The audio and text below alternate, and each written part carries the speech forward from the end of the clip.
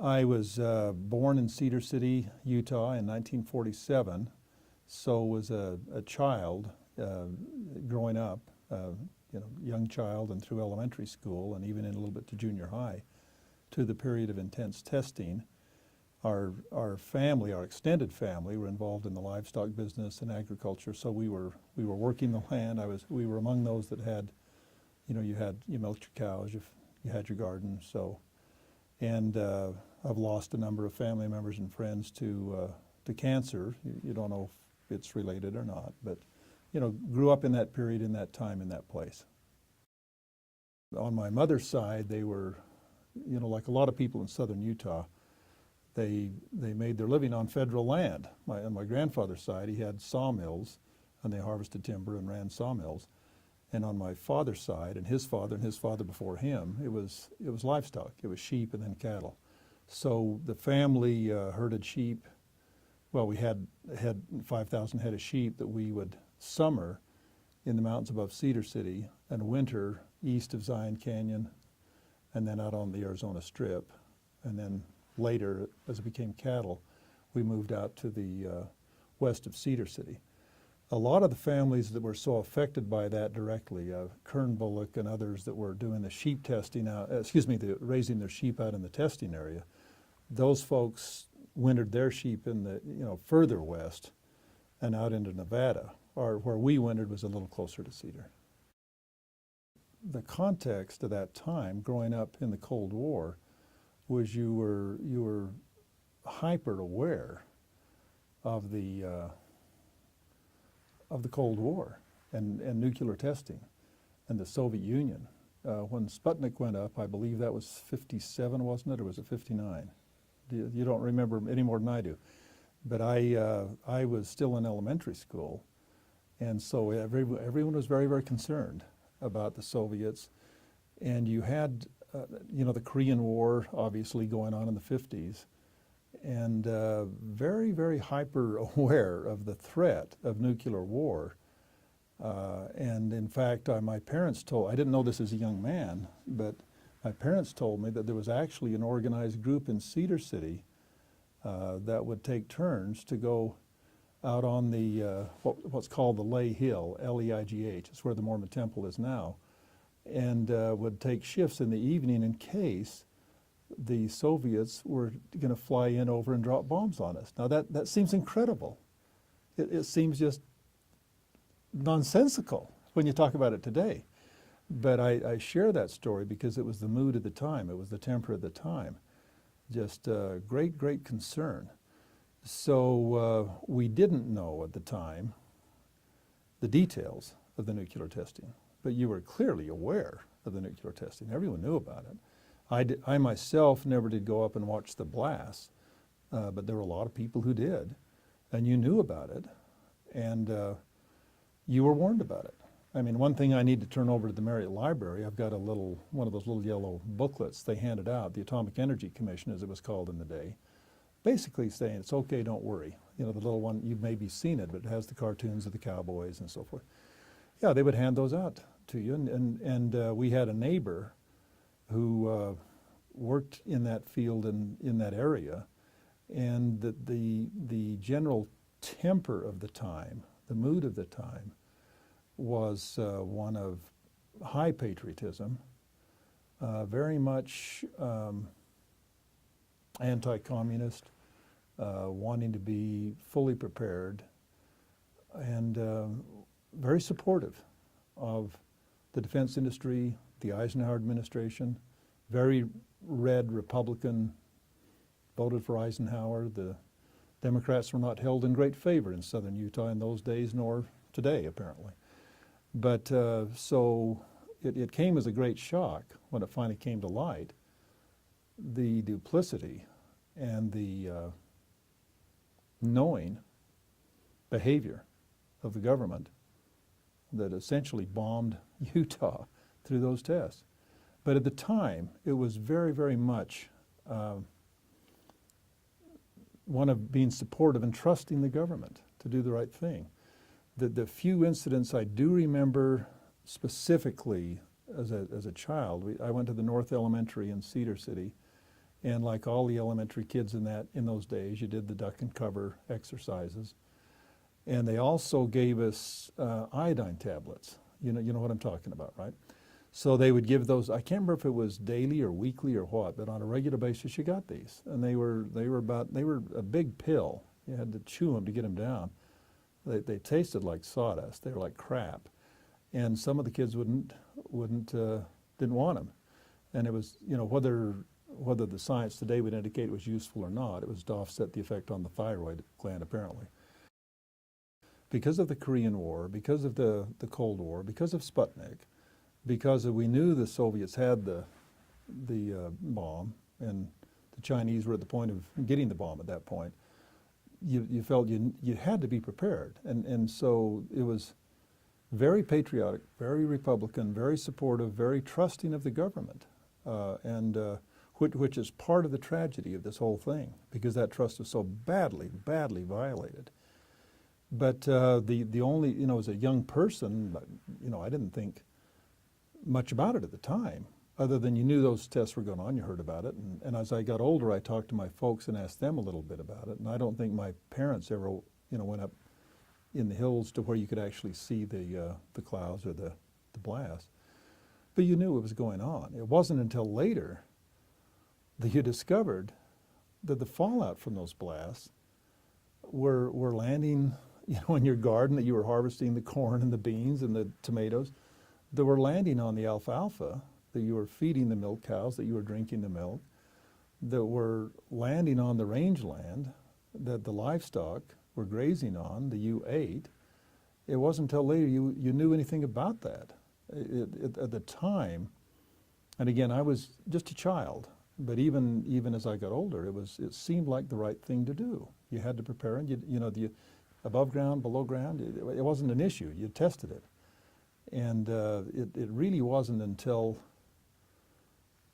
later that I think the risks really came to light, and you understood the implications of what was going on. But at the time, certainly the feeling was that it was appropriate and necessary. It wasn't until, I think it was through the Freedom of Information Act, that a lot of the public records of the time became public. And I want to say this was in the mid-'70s, as I recall, right? And there were congressional hearings and the documents came out. It wasn't until that time that I understood, and most people understood, exactly what was known and when it was known and the way the decisions were made. And that's really what, when the scales fell from your eyes. And when you realized that this was a knowing decision, this was a conscious decision, not to harm us, mind you, but the risks involved were known. Cancer is a reality of life, no matter where you live and who you are. And so is that attributable to the fallout, or is it not attributable to the fallout? You don't know. But when you found out about the testing, you started thinking, because there were some kids in Cedar that died of leukemia, young kids that you knew. I remember thinking, two of my classmates, Carla Shergenson and Lee Barton, both died of cancer in their early 20s. Statistically, out of a class of 160, I don't know, but it seemed odd. And then by now, we've had a hell of a lot more, than two die of cancer. But, and I'll come to my family let me complete this thought, and then I'll come back to family. The other thing that's unusual, and I've told some people here at the med school, and I don't know if future research will bear anything out about it, but ALS, Lou Gehrig's disease, very, very, very rare. I don't know what the incidence is, but it's not high. It's one in a few thousand, I guess. 5 cases in my class of 160 from Cedar High School, class of 1965. Related? I don't know. But it's statistically an anomaly. But in the family, both my mother and my sister had serious thyroid issues, not cancer, but thyroid issues. I've had mine checked regularly, and so far so good. My mother had breast cancer. Dad had skin cancers, but he was outdoors a lot. And colon cancer and prostate cancer. I had two cousins, one my age and one 2 years younger, both contracted cancer. These are non-smokers, you know, not high risk in other respects. Annette Esplin Nelson, she died probably in her early 50s, and my cousin Carolyn died in her late 50s. Uncle Grant, several family members, and then on my mother's side, several as well. I don't know whether that's, I think the demographers would have to look at it and figure out in the population in Iron County, Washington County, Kane County, is it statistically significant or not? And Dr. Lyon and others, of course, have done that research, and they could speak to that better than I. But anecdotally, yeah, there was a, you know, what seemed like a lot of cancer. My sister and I both assume that that's probably what'll get us. We assume the seeds were planted back in the 50s, and that when it's our time, that's probably what'll get us. I've had, you know, skin cancer, but that's lifeguard and cowboying and baseball and being outside. And I don't think she's had one yet, but yeah, you just have to think that's it. And I haven't actually asked, you know, my friend Bobby McKnight, the account that helps people file for the reimbursement or whatever they call it. He would know better than I the number, but it's a statistically, well, it's a large number for a class of 160 people. I do understand, I think, and I'm sympathetic to the mindset at the time. I mean, the Soviet Union and nuclear weapons was seen as an existential threat. It really was. And I think the view, which we can look back at now and see as a callous disregard for human life, was seen as a necessary risk to protect the well-being of the country. I do believe, I don't think these were evil, deceitful people. These were people by and large that had come through World War II, having to make decisions, Eisenhower included, of sending troops into battle knowing you're going to lose hundreds or thousands of people in any given engagement, or in the case of the beaches of Normandy, maybe tens of thousands. But they were used to making life and death decisions, and they knew it was a risk. And I think they maybe underplayed the risk, feeling the greater good. So you may have to have some risk involved. So I'm sympathetic to that. But the thing that, at a personal level, that I feel is that by the time this came to light, we had just gone through the Vietnam War and the Pentagon Papers, and all of the lying and deceit and misrepresentation and dissembling that our government was doing about the reasons for our engagement in the war in Vietnam and the consequences of our engagement in Vietnam, that had caused tremendous erosion of confidence. You had the assassination of both Robert and Kennedy and Jack Kennedy not too far before that. And I was living in Washington, D.C., and I was working at PBS at the time, was fairly close witness to everything going on with Watergate and impeachment. And so your confidence in the government really took a terrible hit.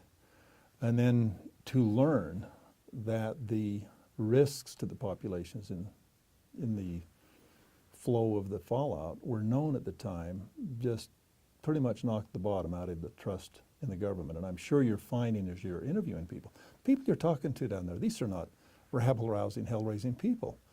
These are, conservative, patriotic people. But they know they've been screwed over.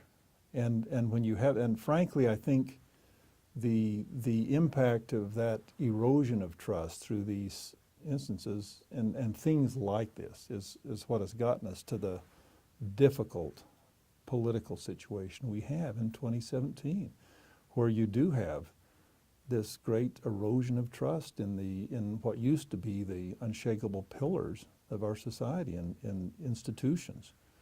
It's certainly true of trust and confidence and in government generally. And that I haven't, I don't think, turned bitter or cynical, but I've become very realistic about not taking things at face value.